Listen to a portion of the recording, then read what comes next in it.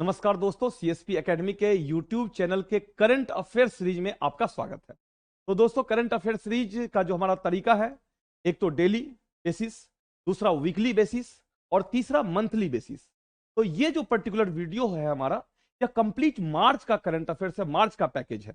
Important है चूंकि मार्च के महीना में आप लोग रेगुलर क्लास कर रहे होंगे तो पता होगा तबीयत खराब रही मेरी, जिस कारण से डेली करंट अफेयर्स और वीकली करंट अफेयर्स वाला सीरीज हमारा हैम्पर हुआ है।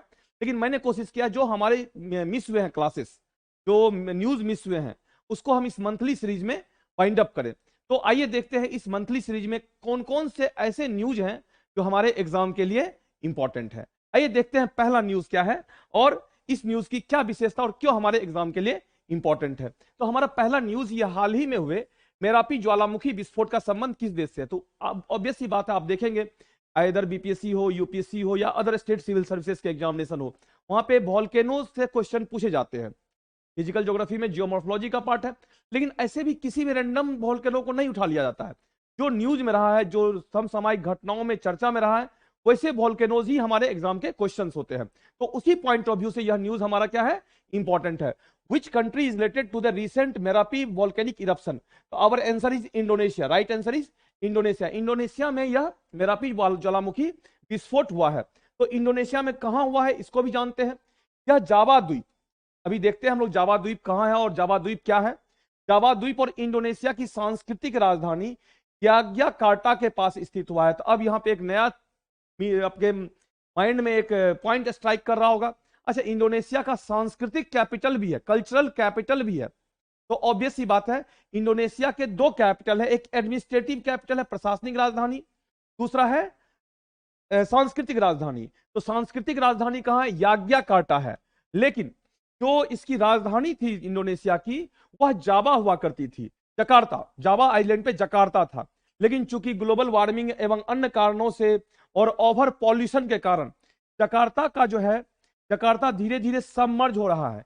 इसलिए इसका जो कैपिटल हो गया वह शिफ्ट हो गया है और न्यू कैपिटल ऑफ इंडोनेशिया नूसंतरा। नूसंतरा नाम सुना होगा, जो कहां है, वह इस कैलिमेंटन आइलैंड पे है, कैलिमेंटन। और यह कैलिमेंटन कहां है, यह बोर्नियो द्वीप पर है। बोर्नियो द्वीप, ध्यान रखिएगा, बोर्नियो द्वीप ऐसा द्वीप है जिस पर 3 देश का नियंत्रण है। एक इंडोनेशिया है, दूसरा यहां पे मलेशिया दिख रहा होगा। मलेशिया का यह सारावाक प्रोविंस है। कौन सा प्रोविंस है, सारावाक। जानते चलते चलते इसको भी जानना चाहिए आपको। और यह है सभा। तो दो प्रांत जो है मलेशिया के, वह किस द्वीप पे है, बोर्नियो द्वीप पर है।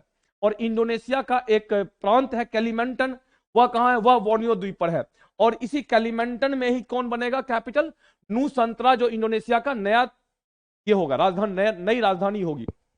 अब इंपॉर्टेंट है, इस पर एक कंट्री और है, बुर्नई, जिसका कैपिटल है बंदर श्री बेगमन। तो बोर्नियो द्वीप पर 3 देशों का नियंत्रण है, इंडोनेशिया, मलेशिया और बुर्नई। आइए देखते हैं इसमें कुछ चीजें और इंपॉर्टेंट है, चूंकि यहां से क्वेश्चन और वॉल्केनिक इरप्शन हुआ है, तो इससे रिलेटेड जो मिलता जुलता इंफॉर्मेशन है उसको हम लोग देखेंगे। सबसे पहले इंडोनेशिया में जो वॉल्केनिक इरप्शन हुआ है, यह fire ring of Pacific ocean का पार्ट है। किसका पार्ट है, fire ring of Pacific ocean का, मींस प्रशांत महासागर के अग्नि वलय का भाग है। दूसरा इंपॉर्टेंट पॉइंट इसमें देखेंगे आप क्या है, एक क्वेश्चन में प्रीलिम्स में पूछा भी था, जो सूना ट्रेंच है, यह सूना ट्रेंच का लोकेशन किस द्वीप के सहारे है, सुमात्रा है, जावा है।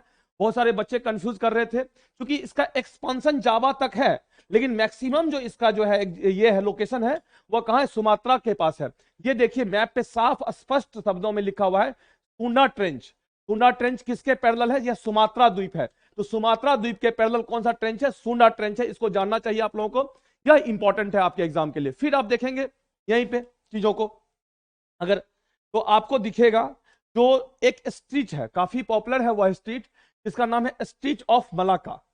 यह किसके किसके बीच है, यह सिंगापुर और सुमात्रा द्वीप के बीच है। यह बहुत इंटरेस्टिंग है, इसको जानना चाहिए आपको, क्योंकि यह मेन रूट है कहां, यह दक्षिण पूर्व एशिया से होते हुए चीन तक जाने का, चीन के ट्रेड का मेन रूट है यह। तो इंपॉर्टेंट है। जो वॉल्केनिक इरप्शन हुआ है, वॉल्केनो का नाम क्या है, वॉल्केनो का नाम है आपका मोराप्पी ज्वालामुखी। इसका संबंध किस देश से है, इंडोनेशिया से। इंडोनेशिया के किस आइलैंड से है, जावा आइलैंड से है। और इसके साथ साथ हमने इंडोनेशिया के जो कैपिटल है और इंडोनेशिया के कैपिटल का लोकेशन, वो सब चीजों को देखा है। तो इंपॉर्टेंट न्यूज है ये। आइए देखते हैं दूसरा न्यूज क्या है। भारत ने किस देश के साथ एमपीएक्स समुद्री साझेदारी अभ्यास किया है। With which countries India did MPX maritime partnership. तो MPX का फुल फॉर्म ही होगा मैरिटाइम पार्टनरशिप एक्सरसाइज। तो किसके साथ किया है? यह फ्रांस के साथ है। Right answer is France. तो देखते हैं यह क्या है, क्या फ्रांस के साथ और भी कोई एक्सरसाइज हुए हैं? तो आइए देखिए इसमें क्या है। तो यह भारत और फ्रांस के बीच हुआ है। MPX दिख रहा होगा मैप। फ्रांस यूरोपियन कंट्री है और भारत जो है इंडिया, आप देख ही रहे हैं, एशियन कंट्री है। और कहां हुआ है यह बे ऑफ बंगाल के क्षेत्र में हुआ है। इस फिगर से आप स्पष्ट देख पा रहे होंगे किस क्षेत्र में हुआ है, बे ऑफ बंगाल के क्षेत्र में हुआ। अब यहां पे चलते चलते कुछ और फिगर में आप जानना चाहें तो अगर किसी व्यक्ति को फ्रांस से इंडिया आना है तो सबसे पहले, अगर सी रूट से हुआ आता है तो सबसे पहले यहां एक स्ट्रीट है जिसका नाम है जिब्राल्टर जल संधि। कौन सा जल संधि? जिब्राल्टर जल संधि। इंपॉर्टेंट है, ध्यान रखिएगा। जिब्राल्टर जल संधि किसको किसको जोड़ता है? यह मेडिटेरेनियन सी है, भूमध्य सागर, और यह अटलांटिक ओशन है। इस दोनों को कौन जोड़ता है? जिब्राल्टर जल संधि जोड़ता है। उसके बाद यहां पर एक स्ट्रीट है जिसका नाम है स्वेज कैनल। क्या नाम है इसका? स्वेज नहर। फिर यहां पर एक स्ट्रीट है जिसका नाम है बाब अल मंदेब। बाब अल मंदेब तो इंपॉर्टेंट है, जो गल्फ ऑफ अदन और रेड सी को जोड़ता है। अगर फ्रांस से किसी को सी रूट से इंडिया आना होगा तो वह कैसे आएगा? जिब्राल्टर स्ट्रीट को क्रॉस करते हुए भूमध्य सागर आएगा, स्वेज नहर को क्रॉस करते हुए रेड सी, ये रेड सी है, रेड सी आएगा, और फिर बाब अल मंदेब स्ट्रीट को क्रॉस करते हुए कहां आएगा? गल्फ ऑफ एडन में आएगा, फिर अरेबियन सी में आएगा, और अरेबियन सी होते हुए फिर कहां जाएगा? वह बे ऑफ बंगाल में। तो इसको भी आपको याद रखना चाहिए, मैप में यह इंपॉर्टेंट है। अब आइए देखते हैं फ्रांस के साथ यह MPX हुआ है, क्या इसके अलावा भी कोई एक्सरसाइज हुए हैं? तो हाँ, कुछ और एक्सरसाइज भी फ्रांस के साथ होते हैं। तो क्या है, इसको समझने से पहले पहले MPX को हम लोग समझते हैं। भारतीय नौसेना का स्वदेशी निर्मित guided missile frigate INS Sahyadri. Important है, INS सह्याद्री। सह्याद्री का संबंध ज्योग्राफी से भी है। ज्योग्राफी में सह्याद्री कहां से जुड़ा हुआ है और किस क्षेत्र को सह्याद्री कहा जाता है, हमें कमेंट बॉक्स में आप बताएंगे। ठीक है, तो सह्याद्री, INS सह्याद्री ने मार्च 2023 में अरब सागर में फ्रांसीसी नौसेना के जहाजों के साथ एक समुद्री साझेदारी अभ्यास MPX में भाग लिया। दोस्तों थोड़ा सा यहाँ पे ये हो गया है, मिस एक्सप्लेनेशन हो गया। यह जो आपका ये था, यह बंगाल की खाड़ी में नहीं है, यह कहां है? यह अरब सागर में। अरब सागर में करेक्ट कर लीजिएगा, यह करेक्ट कर दिया मैंने।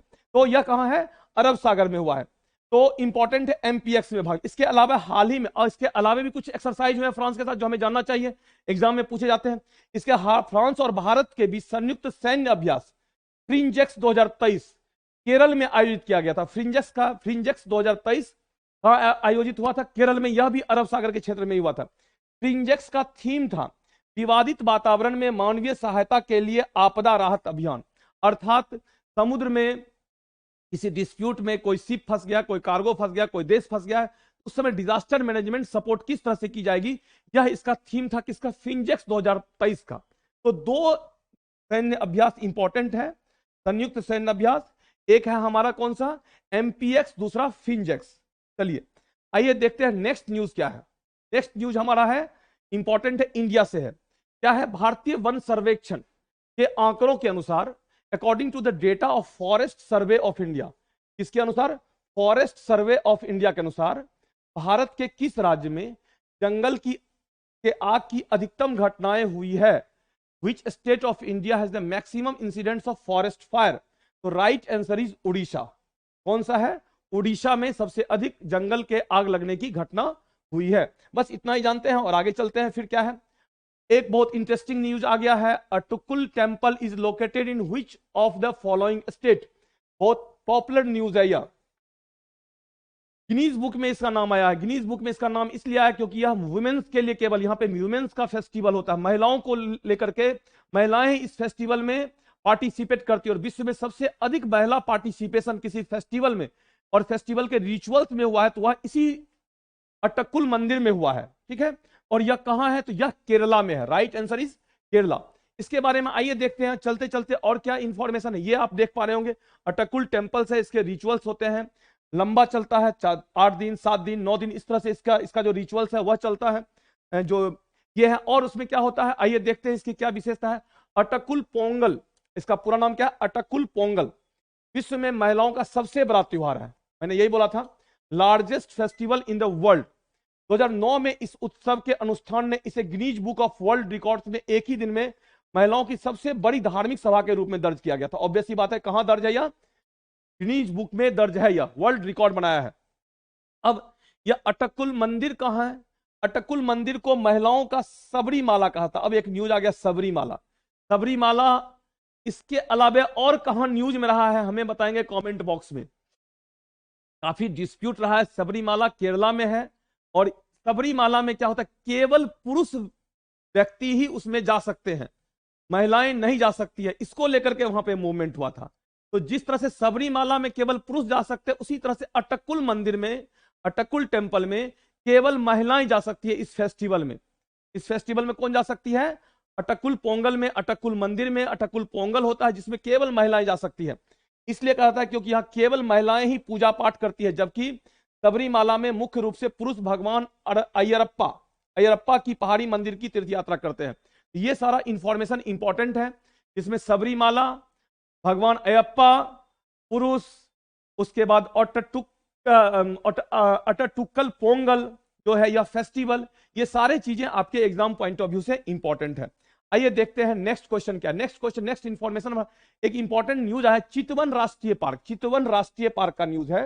राष्ट्रीय उद्यान नेपाल का प्रमुख राष्ट्रीय उद्यान है, इनफैक्ट नेपाल का पहला राष्ट्रीय उद्यान है यह चितवन नेशनल पार्क, जो नेपाल के दक्षिण मध्य भाग में स्थित है और यह बिहार के क्लोज है, बिहार के सीमावर्ती क्षेत्र में। क्यों है? क्योंकि चितवन नेशनल पार्क के साथ जो है वह बिहार का जो है वाल्मीकि टाइगर रिजर्व वह इसके क्लोज है। ठीक है, अब इसमें देखेंगे यहां से एक नदी बहती है जिसका नाम राप्ती नदी बहती है। चितवन राष्ट्रीय उद्यान बिहार में वाल्मीकि टाइगर रिजर्व से सटा हुआ, यही मैंने बोला है।